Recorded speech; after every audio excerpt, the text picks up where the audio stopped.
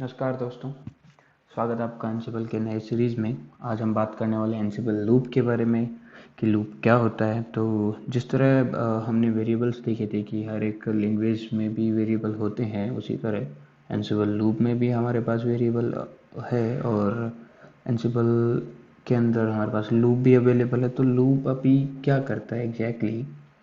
तो सपोज़ हमारे पास कुछ एक वैल्यू है, जैसे कि मैं ये बोल दूँ कि अगर ऐसा लिखा हुआ है कि अल्फ़ाबेट के अंदर फ्रॉम ए टू जेड आता है, राइट। ए टू जेड हमारे पास पूरा एक वैल्यू स्टोर्ड होती है। तो अगर मैं कहूँ प्रिंट ए, अगर मैं डीबग मॉड्यूल को बोलूँ प्रिंट करो ए करो, तो ये ए को प्रिंट करता है। बी कहूँगा तो बी को करता है, सी कहूँगा सी को करता है। मैं कहूँ कि पूरी लिस्ट प्रिंट करो from A to Z, so in that case क्या होगा, डिबग मॉड्यूल को एक एक पे बार बार चलना पड़ेगा, राइट। तो ये जो चीज़ चल रही है कि बार बार ये एक एक पे जाता है, एक एक पे रन होता है, सारों को काउंट करके लाता है फ्रॉम ए टू जेड। तो इस प्रोसेस को कि एक एक पे सब पे जाके चल रहा है, इसको बोलते हैं लूप, राइट। जैसे पहले आपने कहीं लैंग्वेज में पढ़ा होगा कि अगर हमने दिया है 1 to 10, इसको प्रिंट करो, और जब वैल्यू 10 से ऊपर चली जाए तब प्रिंट मत करना, रोक देना लूप को, राइट। मतलब 1 से 10 तक ही चाहिए। तो एग्जैक्टली उसी तरह यहाँ पे वैल्यू हम अल्फ़ाबेट्स में हमने ए टू जेड दे रखी है। लूप एक एक के ऊपर चलेगा और उनको प्रिंट करके हमारे पास सामने दिखाएगा। और जैसे ही वो वैल्यू ख़त्म, यहाँ पे अल्फ़ाबेट्स के अंदर जो भी हमने दी वो वैल्यू ख़त्म, यहाँ पे एग्जीक्यूशन ख़त्म, ऑलराइट।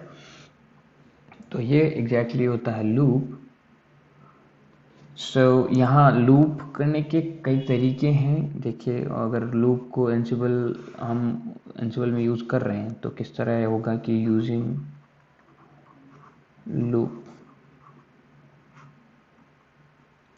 लूप को आप डिफाइन कर सकते हो। लूप के लिए आपको एक्स्ट्रा अलग से कुछ नहीं देना पड़ता, बस कीवर्ड थोड़े से चेंज हो जाते हैं। अभी मैं आपको शो करता हूँ। अगर यूज़ कर रहे हैं एनसिबल को तो हम यहाँ पे क्या कर सकते हैं। देखिए, हमारे पास एक तरीका है कि हम खुद डिफ़ाइन करके दे सकते हैं। हम उसको डिफ़ाइन कर सकते हैं directly, we can define in a variable, or we can define in file also.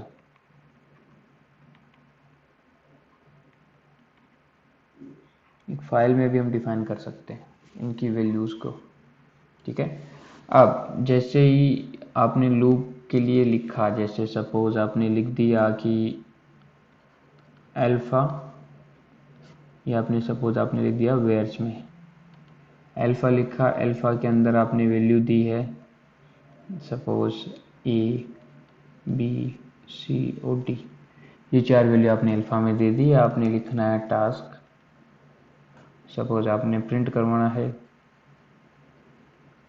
Debug लिखेंगे।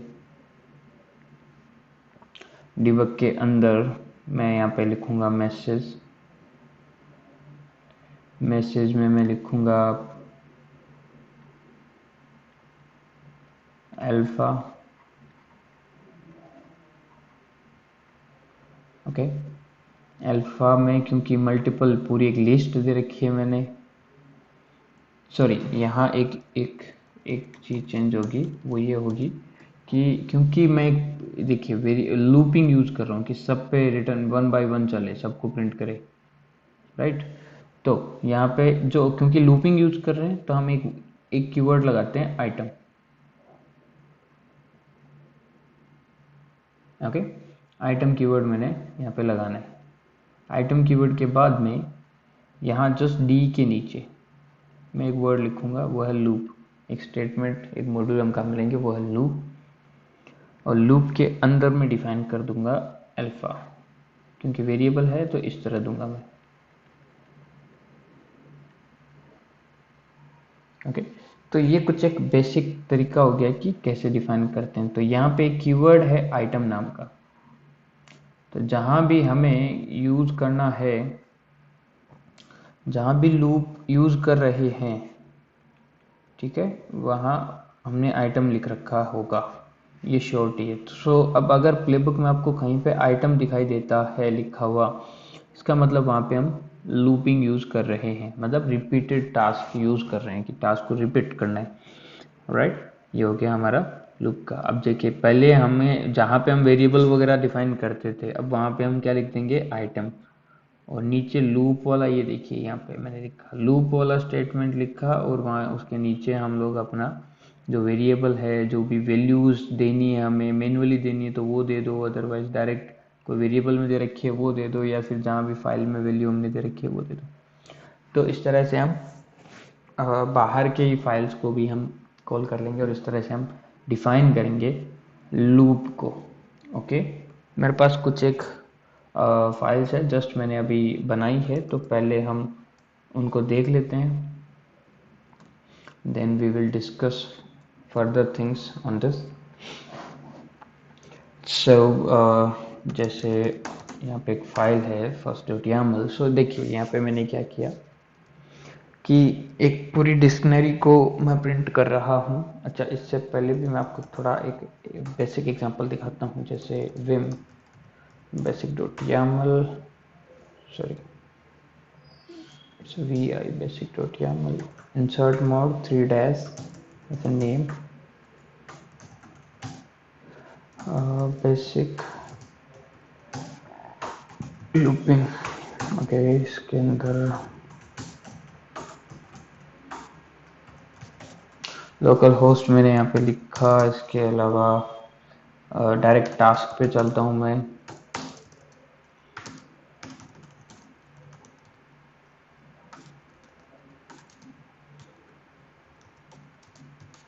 प्रिंट वैल्यू यूजिंग लूपिंग या लूप।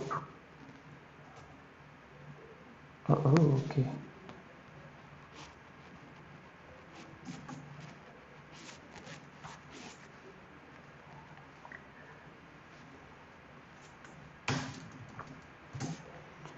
डीबग मॉड्यूल काम में लूँगा, क्योंकि डीबग के थ्रू हम क्या कर सकते हैं, एक प्रिंट कर सकते हैं। सो मैंने डीबग लिखा, डीबग के बाद मैसेज क्या है हमारा, तो उसकी जगह मैंने लिखा कि मैसेज मेरे को नहीं पता क्योंकि पूरा लूप है। सो मैंने लिख दिया आइटम। अब जस्ट डिबग के नीचे हम लिखेंगे लूप, राइट। जो हमारा, जहाँ पे हम मॉड्यूल स्टार्ट करते हैं वहीं पे हम लिखेंगे वैल्यू। मैंने लिख दी 1 2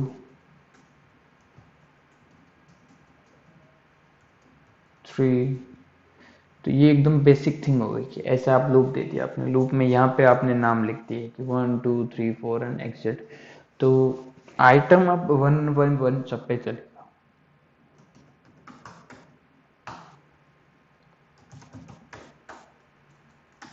Ansible hyphen playbook basic YAML। Okay, I have to give the inventory file also।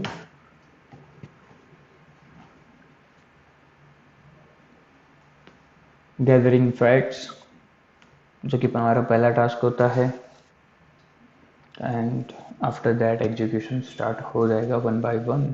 और लूपिंग का ये देखिए, लिस्ट आइटम 1 आइटम 2 आइटम 3, तीनों का मैसेज आ गया, 1 2 3 तीनों आ गए। तो ये बिल्कुल बेसिक लूप था कि कैसे हम लूप डालते हैं। तो स्टार्टिंग में हम क्या लगा देते हैं, मैं आपको फिर दिखा देता हूँ। स्टार्टिंग में हम आइटम लिख देते हैं, और फिर हमने एक स्टेटमेंट डाला लूप, और उसके अंदर हमने वैल्यू इंसर्ट की। तो ये बिल्कुल बेसिक वाला है, बिल्कुल बेसिक लूप कुछ इस तरह ही लगाते हैं। आप अपना कोई भी काम कर सकते हो, जो भी लूप में रखनी चीज़ें यहाँ रख दीजिए, और आइटम यहाँ लिखेंगे। बस बात ये है, हम टास्क के अंदर आइटम लिखेंगे, लूप हम बाद में डिफाइन करेंगे। ओके, अब ये आइटम कीवर्ड जो है ये इस लूप स्टेटमेंट को ढूंढता है, जहाँ लूप मिला ये वहाँ से वैल्यू उठाना शुरू कर देता है 1 by 1 और उनको प्रिंट कर देता है। I hope you understand all. Alright, so अब कुछ एक और है हमारे पास यहाँ पे, मैंने बनाई है, मैंने अभी तक रन नहीं की उनको। सो लेट्स चेक इट कि लिस्ट लूप कैसे करते हैं। देखिए, अगर लिस्ट करना है बहुत सारी चीज़ों को तो हम कैसे कर सकते हैं। तो यहाँ देखिए, यहाँ मैंने एक वेरिएबल डिफाइन किया प्राइम नाम का, इसके अंदर मैंने वैल्यू रखी 2 3 5 7 11। ये मैंने वैल्यूज़ रखी है इसके अंदर, और मैंने इसको कहा कि भैया एक काम करो, एक आप शो करो मुझे, डिबग करके डिस्प्ले करो मेरे को प्राइम का कंटेंट। पर मैंने प्राइम का कंटेंट नहीं लिखी, मैंने कहा लूप करो। प्राइम का कंटेंट में अगर शो करूँ तो ये लाइन इतनी सी आ जाएगी मेरे पास, ऐसे लाइन दिखाएगा। मेरे को 1 by 1 चाहिए सब पे, 2 अलग, 3 अलग, 5 अलग, 7 अलग, 11 अलग, राइट। तो मैंने कहा लूप लगाओ और प्राइम लिख दिया मैंने यहाँ पे। ऑलराइट, अब प्राइम लूप क्या करेगा, प्राइम वेरिएबल पे 1 by 1 जाएगा और निकाल के लाएगा चीज़ें। दिखा देता हूँ आपको रन करके। तो लिस्ट लूप है हमारा Ansible hyphen playbook list loop hyphen I inventory.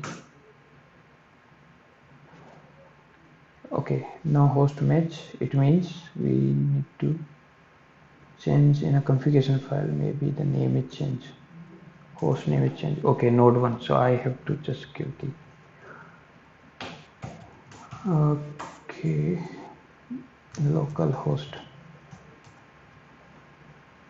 and I also don't need any gather facts.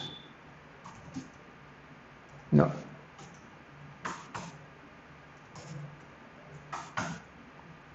gather facts no. See 1 2 2 3 5 7 11, right. तो ये आपका रन हो गया 1 by 1 सब पे। एंड सपोज आपको डिक्शनरी पे चलाना है। सो अच्छा, एक नॉर्मल एक और है कि मल्टीपल वैल्यूज है, तो एट दैट टाइम क्या करेंगे। फर्स्ट YAML, ये देखिए यहाँ पे मैंने कहा है कि एक एम्प्लॉय की डिटेल्स लिखी हुई होगी उसको प्रिंट करो।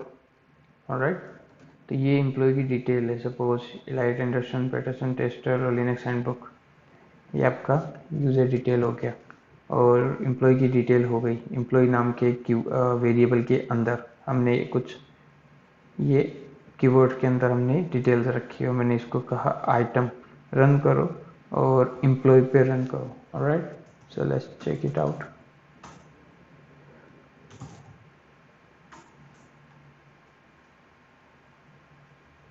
First dot YAML, right, no match found, so we also change into this localhost.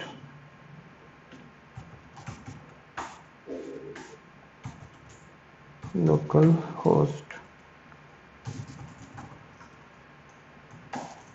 gather facts now, because fact gathering में थोड़ा टाइम लग रहा है, so that's why I'll skip it. Okay, there is something employee. Okay, item, and let me check.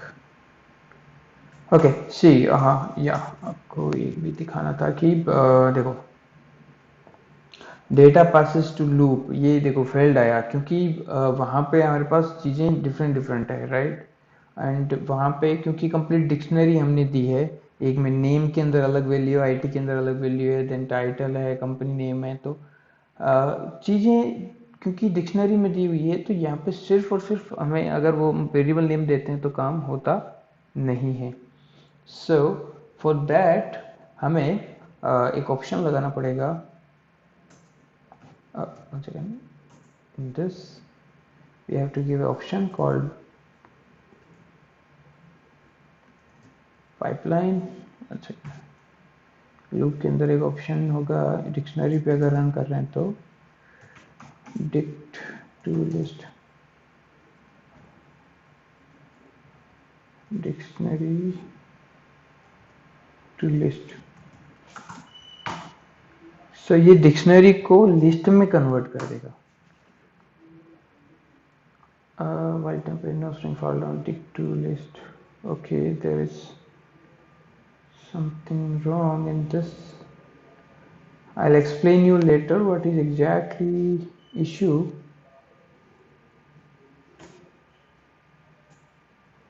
Okay, 1 second. Yep, I'll explain you 1 second. There is some issue. We are not going to waste our time on this, so I'll show you some other time. All right. So meanwhile, let's see the user.yaml.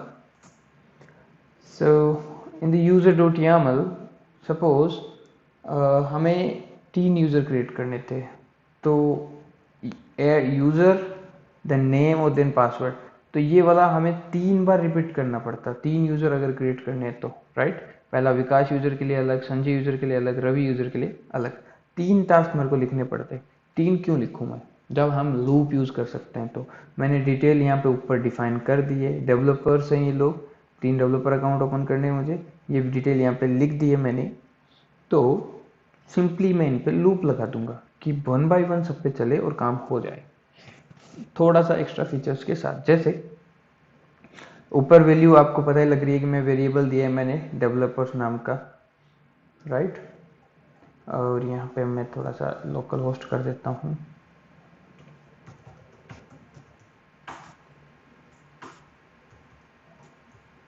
Local host variable हमने दिए हैं developer नाम से, और इसके अंदर मैंने कुछ कीवर्ड्स डाले हैं मल्टीपल। यूजर नेम में विकास, पासवर्ड 1, फिर यूजर नेम में संजय, पासवर्ड 2, यूजर नेम में रवि, पासवर्ड 3। नाउ टास्क पे आते हैं। यहाँ पे यूजर है, यूजर नाम का मॉड्यूल होता है जिससे यूजर ऐड किया जाता है। नेम और पासवर्ड मैंने दिए, बट द थिंग इज जैसे कि SSH 512 यूज करता है पासवर्ड एल्गोरिथम, इंक्रिप्शन एल्गोरिथम, तो मैंने यहाँ पे दिया आइटम डॉट पास। देखिए आइटम डॉट यूजर नेम मैंने क्यों दिया, क्योंकि सिर्फ आइटम देता तो ये डेवलपर इन सब पे फिर कंटिन्यूसली चलाता है। तो हमें क्या बोलना है कि नेम के अंदर आइटम डॉट नेम आना चाहिए। आइटम डॉट नेम मतलब डेवलपर डॉट यूजर नेम, इसकी वैल्यू क्या है विकास, तो वो आनी चाहिए। और पासवर्ड के अंदर डेवलपर डॉट यूजर नेम के अंदर डेवलपर के अंदर जो पास है उसके क्या अंदर है पास 1, तो पहली वाली वो पास 1 चले। इसलिए आइटम डॉट यूजर नेम और आइटम डॉट पास है, ताकि पहले इन 2 पे चलेगा, फिर अगले 2 को लेगा, फिर अगले 2 को लेगा, और जब ये खत्म हो जाएगा तो हमारा टास्क कंप्लीट हो जाएगा, राइट। और इसमें मैंने साथ में पाइपलाइन से मैंने ये बोल दिया कि पासवर्ड हैश जो है वो आप SHA 512 रखना, मतलब पासवर्ड ये रहेगा पास 3, लेकिन उसको ये इनक्रिप्ट भी तो करेगा, तो उसके लिए मैंने यहाँ पे एल्गोरिथम भी बताई है। और लूप में मैंने बता दिया कि लूप ये सारी चीज़ें कहाँ से करनी है, वो यहाँ से करनी है, डेवलपर वेरिएबल के अंदर से करनी है। Let's try this.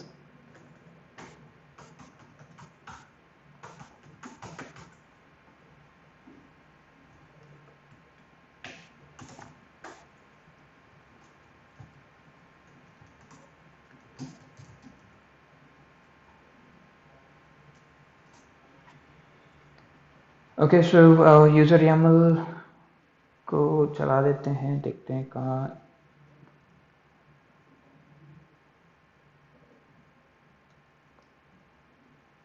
So gathering facts done, ना एडिंग डेवलपर यूजर। सो देखिए पहले इस पे चला विकास पे और पासवर्ड दे दिया इसको 1, फिर संजय पे चला पासवर्ड दे दिया 2, नाउ अभी थर्ड पे काम चल रहा है रवि यूजर पे।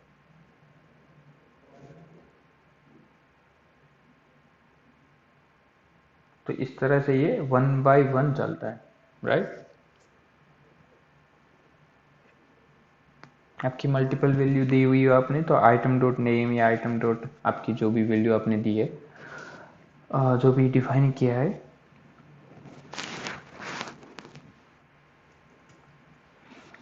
सो Ravi is also created, so okay to change 1।